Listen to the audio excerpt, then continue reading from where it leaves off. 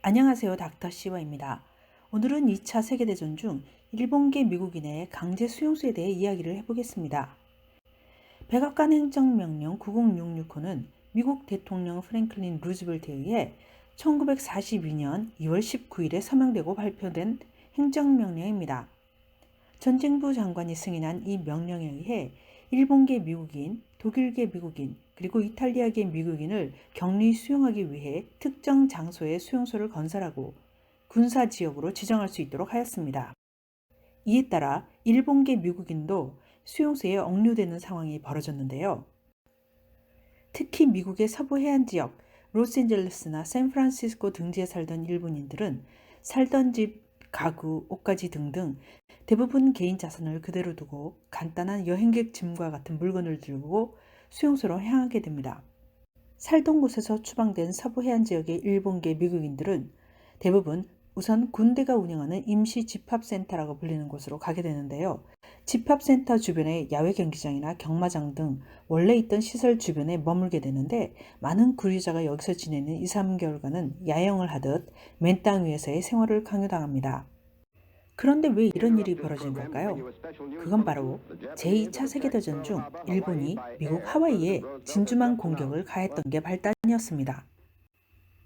1885년 하와이 왕국에 집단 이민을 한 일본 사람들은 원래는 사탕수수 농장에 고용된 노동자로서 건너간 것이었죠.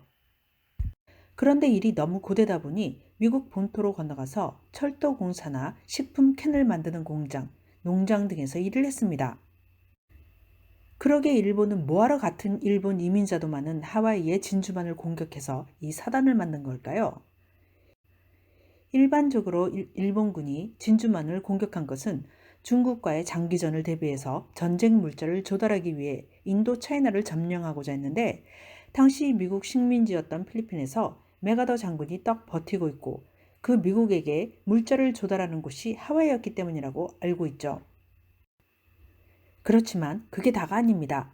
그 이전에 일본이 인도 차이나로 진출하면서 석유 등의 천연자원을 손에 넣기 위해 안달이었는데요.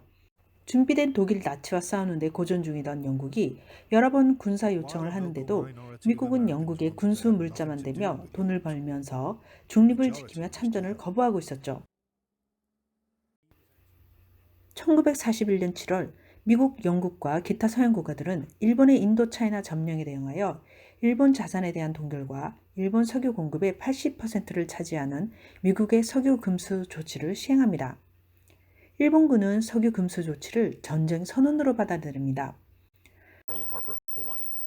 Yesterday, December 7th, 1941, a date which will live in infamy. The United States of America was suddenly and deliberately attacked by naval and air forces of the Empire of Japan. 1941년 12월에 전쟁이 시작된 이후 일본의 잠수함 9척이 미국 서해안 연안에서 통상 파괴 작전에 참가하면서 미국이나 캐나다의 유송선에 어뢰를 발사 혹은 폭격을 하여 에미디오호를 시작으로 열 수척의 배를 침몰시킵니다. 로스앤젤레스나 샌프란시스코와 같은 대도시의 폭격은 가하지 않았지만 캘리포니아주 산타바바라에 있던 엘우드 석유 제휴소를 파괴하고 돌아가는 길에 오일 탱커를 격침시키기도 하여 미국이 대형 사격을 하는 등 로스앤젤레스 전투가 발생하기도 했죠. 결정적으로 백악관 행정명령 9066호가 시행된 이유는 당시 일본 정부가 사용하는 암호 코드 네임 펄프를 해독하니 일본계 미국인을 일본군이 미국 본토에 상륙한 뒤에 스파이로 사용한다는 내용이 있었다는 건데요. 이에 대해 정확히 증명된 바는 없습니다. 이 행정명령에 의해 적국의 출신자인 이들과 그 자손은 강제적으로 강제 수용소에 보내집니다. 일본인 피가 16분의 1 정도만 섞여도 일본계 미국인으로 정의되어 시민권이 있는 자는 시민권을 박탈했죠. 이렇게 강제 수용소에 보내진 12만 명이나 되는 일본계 미국인들은 미국 서부의 수용소에서 1942년부터 1946년까지의 이 힘겨운 생활을 이어갔습니다. 어쨌건 이곳에서의 삶이 아름다웠을 리가 없겠습니다. 강제 수용소에는 거주용 건물이나 각종 공장, 농장, 병원, 상점, 학교, 교회, 극장 등이 건설되어 여기서 일을 하면 보수가 지급되고 수용소 내에서 이동은 자유롭지만 아주 위급하거나 허가받은 사람이 아니면 이 구역을 벗어날 수 없었다고 합니다. 물론 장례식도 그곳에서 행해졌습니다. 적국의 피를 가진 사람들, 그들은 늘 감시를 당하고 지내야 했습니다. 모두가 다 강제 수용소를 선택한 건 아니었습니다. 고든 히라바야시는 이를 위법이라며 제소를 했고 그는 체포되었죠. 그의 재판은 대법원까지 가지만 합헌이라는 판결을 받게 됩니다. 그와 달리 자진해서 미국의 군인이 되어 유럽의 전장으로 나간 젊은이들도 많았습니다. 어찌되었건 그들은 스스로를 일본인의 뿌리라고 공개적으로 말할 수 없었죠. 그들은 미국인이 되어야 했습니다.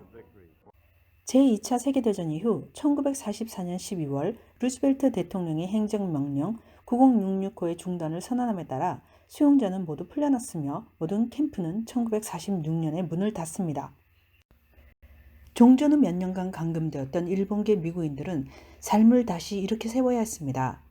억류되었던 미국 시민권자를 포함한 장기 거주자들은 개인적 자유뿐만이 아니라 집, 재산, 직장, 그리고 예치금을 모두 잃었습니다. 또한 일본에서 태어난 사람들은 1952년까지 미국 시민으로 귀화하는 것이 허용되지 않았습니다.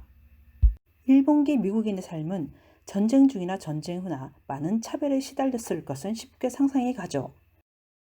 그러지 않아도 쉽지 않을 이민자의 삶에 적국인이라는 주원 글씨를 붙이고 살아야 했으니 지금 많은 일본계 이민 4, 5세가 이름만 일본이고 그들의 언어와 문화를 잃어버린 채로 살고 있는 사람들이 많다는 건 어찌 보면 쉽게 이해가 합니다.